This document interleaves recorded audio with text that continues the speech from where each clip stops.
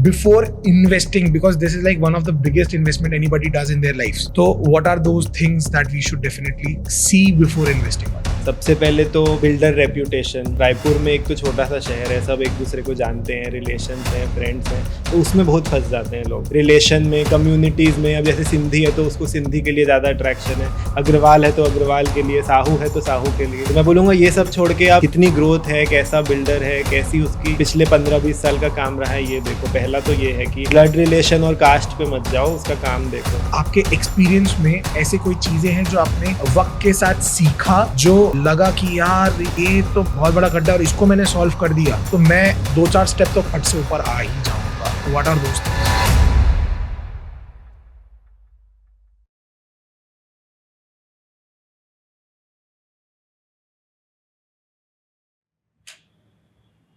नवनीत, मुझे एक चीज बताना कि आज के डेट पे when it comes to properties, ये 3 हाई रिस्क इन्वेस्टमेंट में आते हैं इंडिया में. करेक्ट. ठीक है, तो अगर मैं बात करूं आज के डेट पे एंड स्पेसिफिकली रायपुर जैसी जगह पे, तो लोग इसको एज एन इन्वेस्टमेंट ले रहे हैं या अपना ईगो सेटिस्फाई करने के लिए, बिकॉज सोसाइटी क्या सोचेगी कि आप एक रेंटेड अपार्टमेंट में रह रहे हैं rather than your own apartment. तो what's your POV on that? नहीं, आई थिंक ये तो 15 साल पहले की बात है कि ईगो सेटिस्फाई. और ये अब स्पेशली जो आज की जनरेशन है अपनी, जो अभी नई शादी कर रहे हैं, बच्चे कर रहे हैं, इनमें ये ईगो बिल्कुल नहीं है कि अपना अपार्टमेंट. हाँ, एक फीलिंग ऑफ सेटिस्फैक्शन है, एक फीलिंग ऑफ सिक्योरिटी है, बट लोग क्या कहेंगे वाला आई थिंक अब ऑलमोस्ट खत्म हो गया है. तो या तो वो इन्वेस्टमेंट है या अपना बचपन का सपना पूरा कर रहे हैं. Okay. But when it comes to, हम अगर रियल एस्टेट की बात करें, जो नॉर्म्स पहले थे वर्सेस अब हैं, रायपुर की अगर मैं बात करूं, जो इन्फ्लेशन आया है इन टर्म्स ऑफ जीएसटी हो गया, इन टर्म्स ऑफ उसका रजिस्ट्रेशन हो गया, बहुत सारा हाइकअप आया है एंड इसके कारण प्रॉपर्टी सेगमेंट बहुत लोग चला गया है. तो what's your take on that? नहीं, इन्फ्लेशन तो इन्वेस्टमेंट जैसी चीज, जैसे गोल्ड में इतना इन्फ्लेशन आ रहा है अभी, तो कोई भी उससे दुखी नहीं है, हर कोई खुशी है जो लेके रखा है. Correct. आज भी उतनी ही सेल्स है.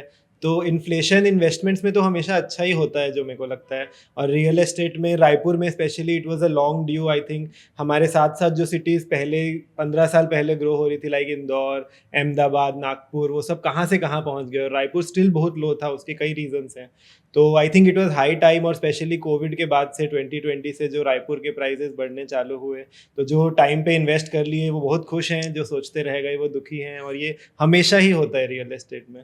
But don't you think at the same time, जहाँ पे क्योंकि इन्वेस्टमेंट रायपुर जैसी जगह पे when it comes to real estate, लोग अपना ब्लैक मनी वाइट करने के लिए या सेव करने के लिए उस पे डालते थे. But since the taxes are pretty up now, they don't और they can't show up the white money in a very big manner.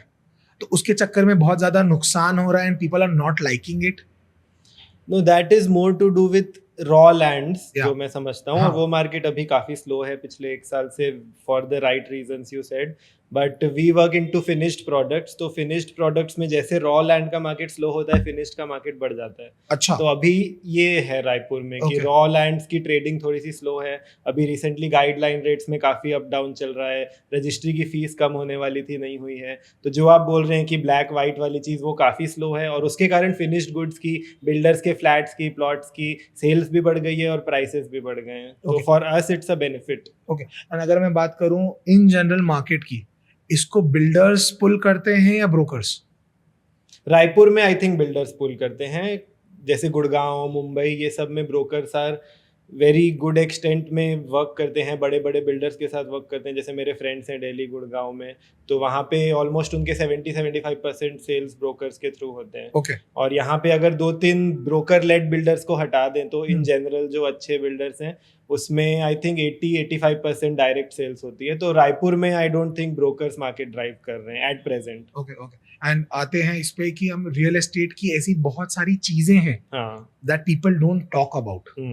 बहुत सारे लूप होल्स है, बहुत सारे गड्ढे हैं जो कोई बात नहीं करता. तो मैं चाहता हूँ आप हमें बताएं कि क्या वो गड्ढे हैं जिनको मेक श्योर करना बहुत जरूरी है before investing, because this is like one of the biggest investment anybody does in their life. Correct. तो what are those things that we should definitely see before investing on it? तो 3 चीजें मैं बताता हूँ. सबसे पहले तो बिल्डर रेप्यूटेशन. रायपुर में एक तो छोटा सा शहर है, सब एक दूसरे को जानते हैं, रिलेशंस हैं, फ्रेंड्स हैं, तो उसमें बहुत फंस जाते हैं लोग। कितने लोग, मतलब मैं ऐसे जानता हूँ जिनको पता है वो बिल्डर ज़्यादा अच्छा नहीं है, लेकिन जस्ट बिकॉज उनके फूफा जी का रिलेटिव है या कोई है तो वो वहाँ पे इन्वेस्ट कर देते हैं। तो आई थिंक रिलेशन तो सबके हैं, सब अच्छे हैं, लेकिन बिल्डर का रेप्यूटेशन देखो उसका ब्लड रिलेशन से पहले। इसमें आधे लोगों को मैं फंसते देखा हूँ, जस्ट बिकॉज आपके मामा जी ने बोल दिया वहाँ पैसा लगा दे तो लगा दिया, बाद में मामा जी तो शायद जिंदा भी नहीं है लेकिन आपके पैसे मर रहे हैं वहाँ पे। तो हमेशा अपनी रिसर्च करो, लोगों से डिस्कस करो, इंडस्ट्री में उनके प्रीवियस प्रोजेक्ट्स देखो, उनका काम कैसा है, नाम कैसा है, बहुत फ़र्क पड़ता है। और रायपुर में सब जानते हैं कौन सही काम कर रहा है, कौन गलत काम कर रहा है, फिर भी लोग पता नहीं रिलेशन में, कम्युनिटीज़ में, अब जैसे सिंधी है तो उसको सिंधी के लिए ज़्यादा अट्रैक्शन है, अग्रवाल है तो अग्रवाल के लिए, साहू है तो साहू के लिए। तो मैं बोलूँगा ये सब छोड़ के आप कितनी ग्रोथ है, कैसा बिल्डर है, कैसी उसकी पिछले 15-20 साल का काम रहा है, ये देखो। पहला तो ये है कि ब्लड रिलेशन और कास्ट पे मत जाओ, उसका काम देखो। दूसरा लोन्स को लेके है, बहुत ज़्यादा लोगों को, जैसे अभी एक आप ईगो की बात कर रहे थे, वो लोन्स में भी आ जाता है कि लोन लेके घर थोड़ी लेंगे। अरे सबसे इजी, सबसे सस्ता लोन है इंडिया में आज के डेट में होम लोन्स। मतलब बड़े से मैं ऐसे ही एक मजाक करता हूँ कि मार्क जकरबर्ग भी जब घर लेता है तो वो लोन लेके लेता है। Correct. क्योंकि इट्स द चीपेस्ट लोन। उतना पैसा आपका, मान लो आप 3 करोड़ का घर बना रहे हो तो उसमें कुछ लोन लो और उसमें जो आपका पैसा बच रहा है वो आप दूसरी जगह इन्वेस्ट करो जिसमें ज़्यादा ग्रोथ है। तो एक लोन को लेके भी जैसे अपनी जनरेशन समझ रही है, लेकिन प्रीवियस जनरेशन में फीमेल्स में अभी भी बहुत ज़्यादा एप्रीहेंशन है कि एक तरीके का किराया ही है, EMI देना पड़ेगा, कभी ऊंच नीच हुई तो लेकिन आज के डेट में इतना इजी लॉज हो गए हैं, इतने अच्छे सब प्राइवेट गवर्नमेंट बैंक्स हैं, तो लोन लेना हमेशा अच्छा होता है। इसमें मेरे को एक याद, एक से है, जैसे अंबानी भी आज के डेट पे सारा काम वाया लोन ही कर रहा होता है। तो इस पे मुझे ऐसा लग रहा होता है कि loan is actually an asset if you know how to use your finance in the right way. क्योंकि the moment you save your personal money, you can invest in something जो आपको उससे ज्यादा रिटर्न देगा, आपको वो EMI बहुत कम लगेगी, वो इंटरेस्ट बहुत कम लगेगा। 100%। It's all about your financial knowledge. But मुझे एक चीज बताना, that is we have been studied in the same school, and मेरे को ऐसा लगता है जो आज की डेट में एजुकेशन सिस्टम है, एंड जो भी हम पढ़ते हैं स्कूल में हो गया, कॉलेज में हो गया, but we never study about finance unless and until we have taken an MBA or BBA in topic of finance. Even after that. Yeah. Even after that. So how to understand कि how much and how to invest on finance and कैसे करना चाहिए वो चीज? I think education system पे तो अगर मैं बोलना चालू कर दूं तो पूरा पॉडकास्ट खत्म हो जाएगा। I recently had a child 7 months ago। और मैं इतना परेशान हूँ उसको कैसे पढ़ाऊँ, कहाँ पढ़ाऊँ, क्योंकि मेरे को सिर्फ लूप होल्स दिखते हैं इंडियन एजुकेशन सिस्टम में।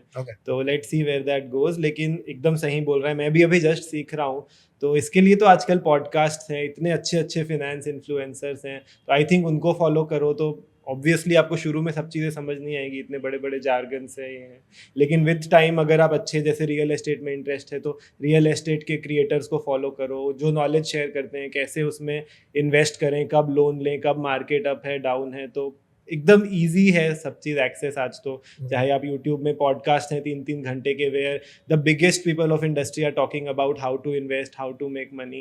तो एजुकेशन सिस्टम तो खाली अब एक डिग्री के लिए रह गया लगता है मेरे को, बट नॉलेज आपको पूरी रियल बिजनेसमैन से और यूट्यूब से, पॉडकास्ट से ही लेना पड़ेगा। तो व्हेन इट कम्स टू कि आज के डेट पे you are one of the leading person in Raipur Chhattisgarh, तो ऑब्वियसली यू शुड हैव, मतलब आपको कहीं ना कहीं वो फिनेंस का नॉलेज सीखना बहुत ज्यादा कंपलसरी रहा होगा।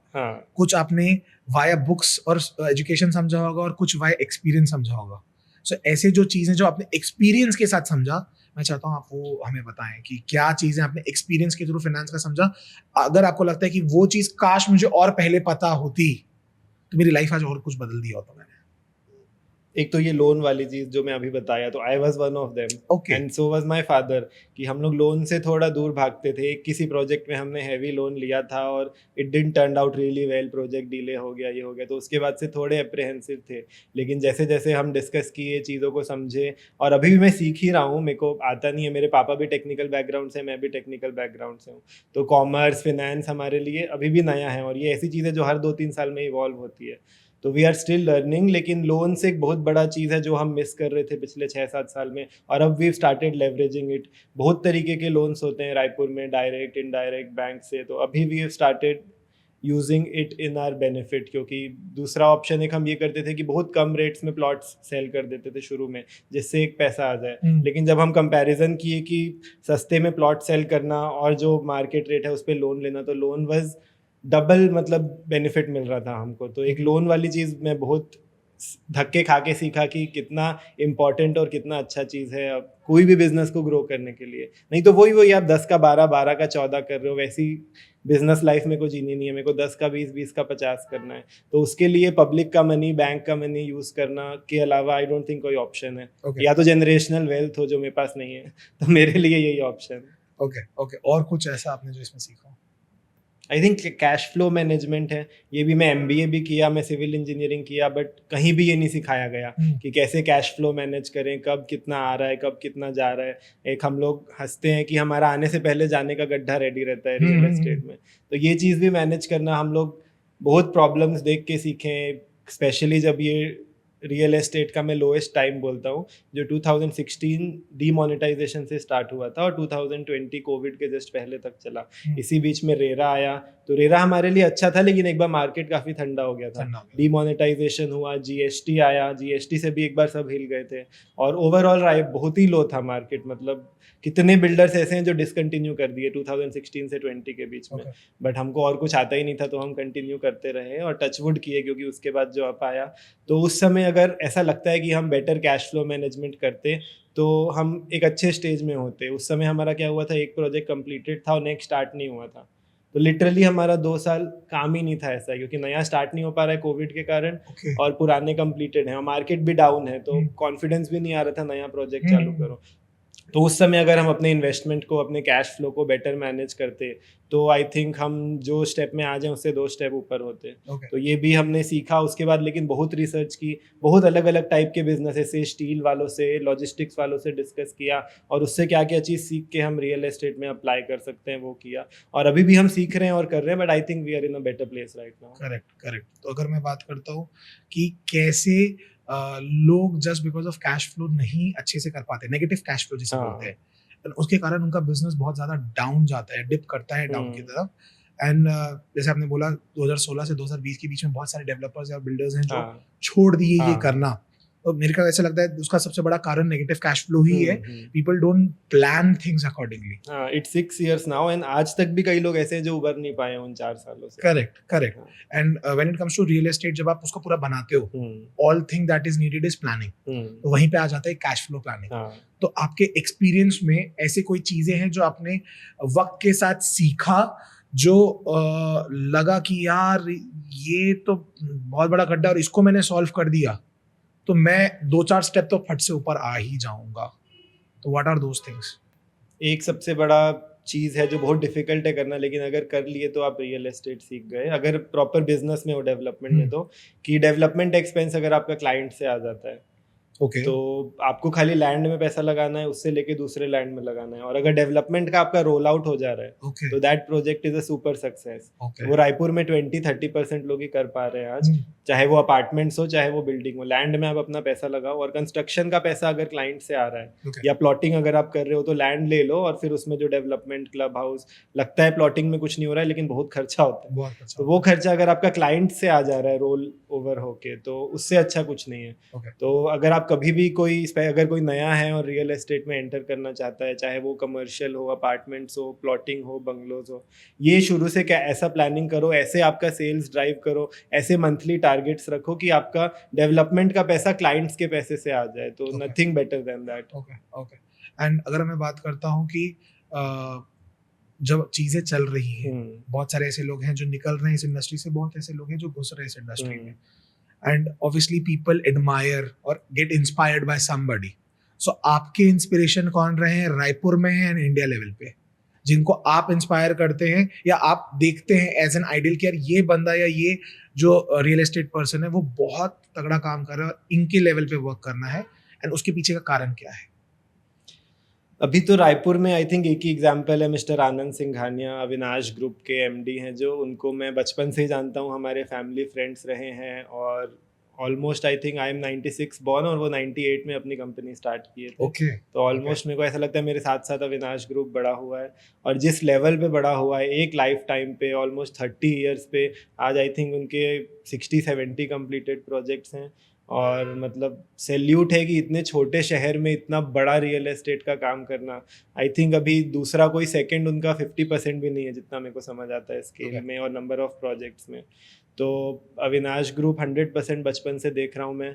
और सीखने का अगर बोलें तो मेरे फादर हैं सबसे बड़े इंस्पिरेशन। आई नो क्लीशे है लेकिन बहुत ज़्यादा मैं क्लोज हूँ अपने फादर के। जनरली अपनी जनरेशन में मैं देखता हूँ लोग 1-1 महीने बात नहीं करते हैं पापा से, खाली ऐसे घरों में क्रॉस करते हैं एक दूसरे को, टाइम ऐसा सेट करते हैं कि पापा को फेस ना करना पड़े। लेकिन हमारा एकदम ऑपोजिट है, मतलब हर चीज़ deepest spiritual discussions, Nora Fatehi कितनी हॉट है से लेके बड़ा बड़ा लैंड इन्वेस्टमेंट कहाँ क्या है, स्लीपिंग साइकिल्स। मैं अभी नया वूप वॉच लिया तो उस पर हम इतनी बात करते हैं, तो मेरी और पापा की बात ही कभी खत्म नहीं होती है। तो I think I am a rare few जितना मैं अपने फ्रेंड से समझता हूँ। और इतना सीखने मिला है उनसे। ऑब्वियसली उनको उस लेवल का एक्सपोजर नहीं मिला है शायद जो मेरे को मिला है, वो जो सीखे हैं अपनी लाइफ से सीखे हैं। तो आई थिंक मेरा मुंबई का MBA का नॉलेज, सिविल इंजीनियरिंग का नॉलेज और उनकी वैल्यूज़ को मिला के we are trying to grow Srishti group and hopefully it goes places 100%। और इंडिया लेवल में तो बहुत सारे एग्जाम्पल्स हैं, but I recently met mister Niranjan Hiranandani.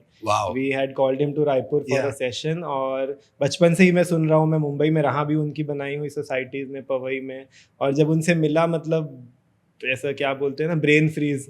मतलब हम एयरपोर्ट लेने गए उनको सुबह 8 बजे, ये ऑन कर रहे हैं सब लोग, सबकी आधी नींद से उठा के सुबह सुबह मैसेज आया लेने जाना है सर को, और हम खड़े हैं 5 लोग और ही एंटर्ड और एकदम एनर्जी चेंज्ड। इतना ऑरा, जो बोलते हैं ना ऑरा फार्मिंग, वो बंदा मतलब 76 साल का है और वो घुसा और पूरा ऑरा चेंज हो गया। इतनी energy, thank you for coming, इतना अच्छा लग रहा है आप लोग से मिलके। मतलब 76 ईयर्स का है, बिलियंस में उनका नेटवर्थ और टर्नओवर है, उनका बेटा दुबई में कितना अच्छा बिजनेस करे। मतलब he doesn't need to be so good to people of Raipur. तो बिजनेस तो उनका मैं फॉलो कर ही रहा था सालों से, लेकिन ह्यूमिलिटी जो उनकी देखा, मैं बहुत बड़े बड़े बिल्डर्स से मिला हूँ ऑल ओवर इंडिया में, लेकिन वैसा दूसरा कोई नहीं है। सोशल मीडिया में इतना टाइम देते हैं, फैमिली को इतना टाइम देते हैं। उस दिन वो जब रायपुर आए थे तो सुबह 4 बजे की फ्लाइट लेके आए थे, रायपुर लैंड किए, 2 बैक टू बैक सेशंस थे और उनको वापस जाके अपने स्टाफ की बेटी का वेडिंग अटेंड करना था। वाओ। ऑलमोस्ट उनका वो 20 आवर डे शेड्यूल्ड था। और उसके लिए भी इतनी मेहनत।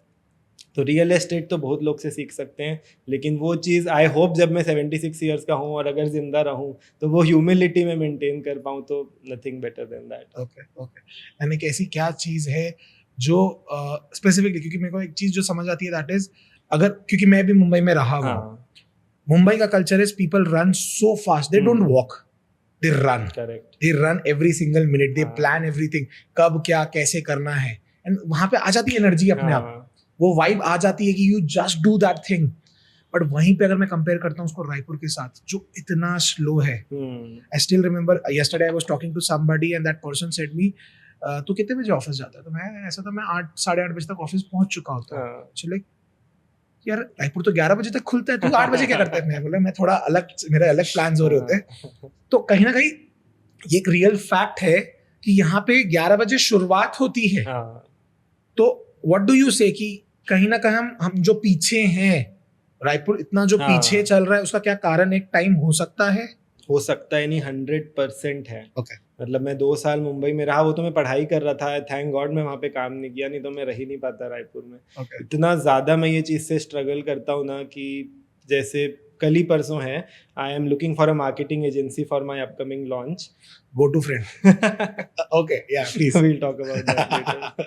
तो उसके लिए I had put a post on Instagram कि I'm looking for a good marketing agency beyond hoardings and ads. If you are up for it, let me know. ऐसा तो कितने लोग का मैसेज आया, some people I know through my friends, और ऐसे कि चलो अपन मिलते हैं यार। तो मैं बोला ठीक है कल 4:30 आ जाओ। उसके बाद 0।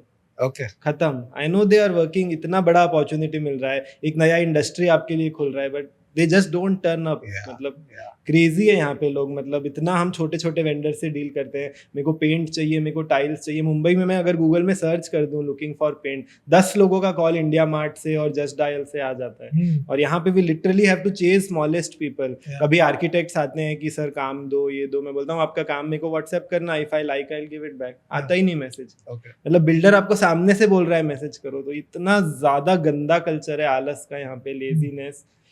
11 बजे टाइम तो ठीक है यार, अब 11 बजे उठ के भी 1 बजे तक प्रोडक्टिव काम कर लोगे तो अच्छा है। That's more than enough. तो ये अभी मेरे को अच्छा लग रहा है, अपनी जनरेशन में लोग जैसे तू भी मुंबई से आया है, मैं भी आया हूँ, तो ये कल जनरेशन में थोड़ा अच्छा मिल रहा है मेरे को कल्चर, और इनके साथ मजा आता है काम करने में, टाइम पे रिस्पॉन्स, टाइम पे रिप्लाई, मतलब सिर्फ प्लानिंग की कमी है। कोई आपको नींद कम करने नहीं बोल रहा हूँ, मैं भी जिम भी जाता हूँ, मैं अपने बेबी को भी टाइम देता हूँ, वाइफ को भी टाइम देता हूँ, फैमिली को भी देता हूँ, हर चीज़ कर रहा हूँ मैं, लेकिन कोई मेरे को ये नहीं बोल सकता कि एक दिन इसका रिप्लाई नहीं आया या कॉल नहीं उठाया। उठाऊंगा नहीं तो 2 घंटे बाद आपको कॉल आ जाएगा। Okay. तो ये कल्चर, मतलब मैं हाथ जोड़ के रिक्वेस्ट करता हूँ जो भी ये देख रहा है रायपुर में, अगर कोई यंग है, प्लीज़ ये लेजीनेस बंद कर दो। अच्छा काम कोई भी इंडस्ट्री में हो, कितना भी कमा रहे हो, इसके लिए ना पैसे लगते हैं ना कुछ लगता है, सिर्फ एक प्रॉपर प्लानिंग और एक कल्चरल शिफ्ट है जो अपने पेरेंट्स में भी ना हो, लेकिन आप उनमें लाओ तो ज़्यादा अच्छा है, ना कि उनके कल्चरल चीज़ें जो 50 साल से चल रही है वो आप अडॉप्ट करो। इस पे ना एक वर्ड मैंने सीखा है न्यूली, हाँ, ओनरशिप। सिंपल सा वर्ड है, सुना है हमने बहुत बार। The moment you take the ownership of anything, आप अपने आप वो चीज को अच्छे से करने लग जाओगे। एंड यहाँ पे मुझे ऐसा लगता है एवरीवन फील्स लाइक बोझा कि उन्हें करना है, मतलब ये अंदर से नहीं आता है कि यार करते हैं यार, लेट्स डू समथिंग, ये वो मोटिवेशन आता है, 2-4 दिन चलता है, गायब। सो ट्रू, मतलब एकदम मेरे दिल की बात बोल रहा है तू। अभी जैसे सिविल इंजीनियर्स हायर करना था हमको कुछ, तो रेगुलर इंटरव्यूज ले रहे हैं, तो टेक्निकल नॉलेज तो मैं सेकेंडरी टेस्ट कर रहा हूँ, पहले मैं एग्जैक्टली ये चीज़ टेस्ट करता हूँ, दैट ड्राइव, कि सर करेंगे, सर ट्राई करके तो देखो, सर ये करेंगे, यहाँ पे आते हैं, सर 6वीं यहाँ से पढ़ा हूँ, 10वीं यहाँ से पढ़ा हूँ, अभी यहाँ पे जॉब कर रहा हूँ, इतनी सैलरी है, उसके बाद चुप। एक लाइन तो एक्स्ट्रा बोलो, आप चाह रहे हो मैं आपको आपकी करंट सैलरी से 30% ज़्यादा दूँ, थोड़ा तो ट्राई करो कन्विंस करने का, थोड़ा तो ड्राइव दिखाओ, सर प्रोजेक्ट अच्छा बनाएंगे। ये सब कोई बात करता ही नहीं है, कितने बजे आना है, कितने बजे जाना है, महीने में कितनी छुट्टी मिलेगी, लेट जाने पे कितना पैसा कटेगा, यहीं पे हायरिंग डिस्कशन ख़त्म हो जाता है। तो बहुत ज़्यादा ये फील करता हूँ मैं, और एग्जैक्टली मेरे को ऐसे लोग ढूंढ रहा हूँ मैं रायपुर में। अभी सृष्टि ग्रुप हम बढ़ा रहे हैं, 2 नए प्रोजेक्ट इस साल आने वाले हैं, और भी मेरा टारगेट है 2030 तक 5 प्रोजेक्ट्स एनी हाउ लॉन्च करने का। तो उसके लिए मेरे को चाहिए ऐसे यंग डायनामिक लोग जो मतलब 10 बजे आके 6 बजे जाने की बात ना करें, क्या वो ऐड कर सकते हैं उस प्रोजेक्ट में, मेरी लाइफ में, सृष्टि ग्रुप में, और इन दैट रिस्पेक्ट अपनी लाइफ में उसकी बात करें। तो चाहे वो मार्केटिंग हो, चाहे वो इंजीनियर्स हो, चाहे वो ब्रांडिंग हो, चाहे वो सेल्स हो, तो बहुत ज़्यादा ज़रूरी है और बहुत भारी कमी है रायपुर में इस चीज़ की। इसमें ना एक मैं ऐड करूंगा, so what we do generally for this is, वो कोई भी डिपार्टमेंट का बंदा हो, एक कंसेप्ट था जो हमने बहुत पहले सीखा है, sell me this pen. Pen सामने रखना है, sell me this pen. So it's never about the pen, it's never about selling of the pen, it's about the persistent that person has, कि वो कितनी मेहनत करता है उसको बेचने के लिए। और यहाँ पे रायपुर में एक जो सबसे बड़ा पंगा है, दैट इज सप्लाई चेन का खेल। डिमांड है बट उससे ज्यादा सप्लाई है, तो लोगों को कोई गरज ही नहीं है, नहीं देना ना काम, कोई दिक्कत नहीं, मैं दूसरी जगह कर लेगा, और अगले दिन उसको मिल भी जाती है और उससे ज्यादा की मिल जाती है। सो यहाँ पे उसके चक्कर में if you actually want to grow, लोगों को तो वो लालसा ही नहीं ना कि भैया रुकना है यार, मैं इस कंपनी में काम करना चाहता हूँ, मैं इतना कमाना चाहता हूँ, मैं इतना देना चाहता हूँ, इट्स जीरो। तो आपको जब तक वो लोग नहीं मिलते या वो लोग आप नहीं बना पाते, इट्स इम्पॉसिबल टू ग्रो। आज के डेट पे इफ यू टॉक अबाउट, जैसे आपने बताया कि आपने हीरन अंदानी, भाई इतने लोग हैं पूरी दुनिया में, इतने लोग हैं, आपने क्यों चूज किया उन्हें फॉर एन एग्जाम्पल? वैसे एग्जाम्पल रायपुर से बन ही नहीं सकते अगर उनकी वैसी टीम ही नहीं होगी। आपको क्या लगता है 20 घंटे का जो उनका शेड्यूल था उस दिन का, वो उन्होंने सेट किया था? It wasn't him, it was the team that he set कि इतने बजे यहाँ जाना है, इतने बजे ये करना है, फिर इतने बजे खाना है, everything, and then they executed as well. वो अकेले तो आए नहीं होंगे, साथ में लोग थे। तो प्लानिंग करना खाली नहीं, एग्जीक्यूशन भी जरूरी होता है। यहाँ पे क्या होता है, लोग आइडिया दे देते हैं, आइडिया का क्या करें भाई, उसकी कोई प्लानिंग नहीं, उसका कोई एग्जीक्यूशन नहीं, तो what's the point of it? Correct. तो इसको अगर मैं बोलूं कल्चरल शिफ्ट लाना हो, कैसे लाएंगे? आई थिंक काम मत दो ऐसे लोगों को।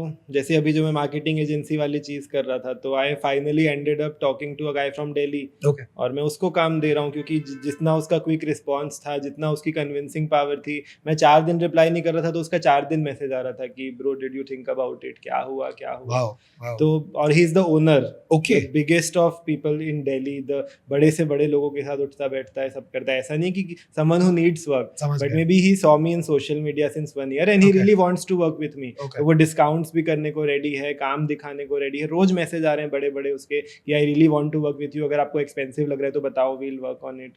तो यही उसका सोल्यूशन है। काम नहीं मिलेगा तो मेरे को ऐसा लगता है आएगा वो शिफ्ट, बट हाँ बहुत ज्यादा मजबूरी है, लेबर्स का डायरेक्टली रिलेशन है। इसका दूसरा एंगल दिखाऊं तो आज के डेट में हमने तो चलो बोल दिया कि हम नहीं काम देंगे, बट कोई ना कोई तो दे रहा है ना उन्हें। कितने दिन देगा? अब मैं अगर लॉन्च कर लिया एकदम सक्सेसफुल, अच्छे एड्स दिखे लोगों को, तो कल को 4 लोग और जाएंगे मेरे से पूछेंगे कौन सी कंपनी है, तो काम मिस होएगा। अभी थोड़े दिन के लिए ये डिमांड सप्लाई का गेम है, ये हमेशा नहीं रहेगा रायपुर में। तो अभी अगर आप ये सोचोगे ये नहीं दे रहा है कोई और दे देगा, तो 2 साल 4 साल सस्टेन कर लोगे, उसके बाद तो सबका टाइम आता है। Okay okay. तो लास्टली मैं आपसे एक पूछना चाहूंगा कि if you choose a person, हाँ, is it gonna be on the basis of their skill or on the basis of their experience, and why? Skills for me. Okay. I don't want experience. मेरे को तो अच्छा लगता है experience नहीं है। जैसे there is a, I won't name them, there's a company in Raipur, so they are doing almost all big projects of Raipur, real estate. I think 18 projects वो लोग हैंडल कर रहे हैं at the same time. क्या बात कर रहे हो? एड्स, उनके सोशल मीडिया, उनके लीड जनरेशन, सब चीज़। तो द टाइम आई डिसाइडेड कि मेरे को कंपनी ढूंढनी है मार्केटिंग के लिए, मेरा फर्स्ट था मेरे को ये नहीं चाहिए। अच्छा अच्छा। क्योंकि जो 18 लोग का प्रोजेक्ट कर रहा है वो क्या नया करेगा, मतलब उनके बोर्ड्स देख के मैं समझ जाता हूँ ये इस कंपनी का है। तो वो मेरे को नहीं चाहिए। तो मेरे को तो बहुत मजा आता है, जैसे कोई ऑटोमोबाइल सेक्टर से मैं रियल एस्टेट में लाऊं, वो अपनी एक्सपर्टीज लाए, कोई फूड इंडस्ट्री से रियल एस्टेट में आए। तो एक्सपीरियंस तो मैं चाहता हूँ ज्यादा ना हो, नहीं तो वो एक स्टेबल हो जाता है। क्योंकि मेरे पास भी कम एक्सपीरियंस है और मैं चाहता हूँ उसके पास भी कम एक्सपीरियंस हो। तब जो एक एनर्जी आती है ना, जो रिस्क टेकिंग फैक्टर है, जो 40-50 इयर्स का है वो रिस्क नहीं लेगा जो शायद 20 इयर्स लेगा। और भले फेल हो, लेकिन मैं चाहता हूँ कुछ नया करना, कुछ रिस्क लेना, कि गलत भी हो तो लोग याद रखें कि हाँ उस लॉन्च में ऐसा एक कैंपेन किया था। ब्यूटीफुल। तो I any day want skill over experience. Experience तो हमारे साथ मैं भी सीखूंगा, आप भी सीखो साथ में। Nice, real nice, crazy. Okay, so TRS जो है हमारा the reality show, the reality show, इस पे हमने एक कांसेप्ट ऐड ऑन किया है, दैट्स अ फन गेम जो हम हर गेस्ट के साथ खेलने वाले हैं। ठीक है, ठीक है। सो आपके गेम का कांसेप्ट क्या है? So we are gonna be asking you 3 to 4 questions. ठीक है, that's a reality question factor. तो उसमें बहुत हार्श रियलिटीज आपको अपनी बतानी है। ठीक है। And if you want to skip the question, you don't want to answer the question, you have to eat a chili. But I can't eat chilies. I'm very bad at it. ठीक है, I'll try to answer. Okay, so are you ready for it? I think I am. Sure. नहीं, not sure. Okay, so first question that we have is कि ऐसा कोई project जो आपका fail हो गया या फिर it didn't work the way you planned? नहीं हुआ यार ऐसा, ऑनेस्टली। अभी 6 प्रोजेक्ट्स हुए हैं और everything is going as per plan. बहुत छोटे से हम लोग ग्रो किए हैं। अभी सृष्टि इंपीरिया हमारा 7th प्रोजेक्ट है।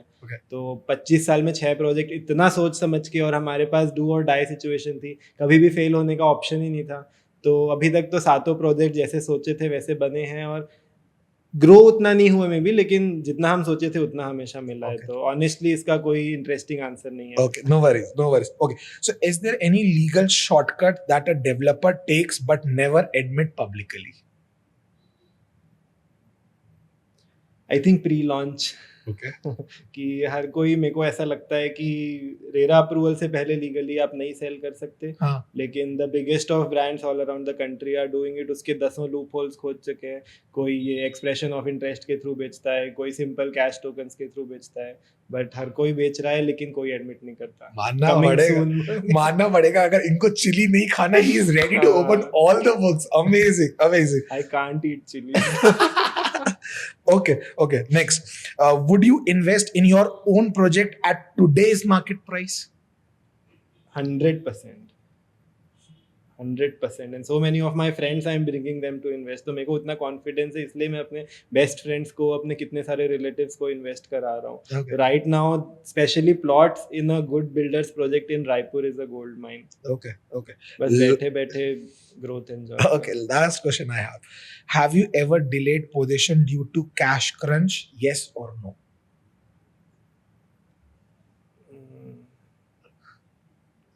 Have I delayed possession due to cash crunch? Yes, we have. Oh.